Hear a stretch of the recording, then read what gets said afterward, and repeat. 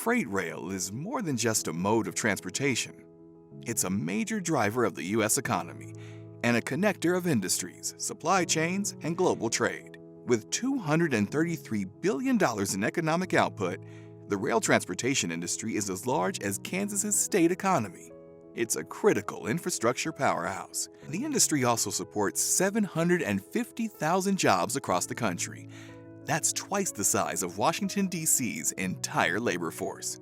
Plus, the industry pays wages that are 40% above the national average and provides long-term financial security. Rail is essential to key industries: manufacturing, agriculture, energy, and retail, moving goods efficiently while generating $25 billion in tax revenue. Rail operations mean less highway traffic, meaning less wear and tear on public infrastructure. A single freight train replaces hundreds of trucks. This means less congested highways, fewer emissions, and lower fuel consumption.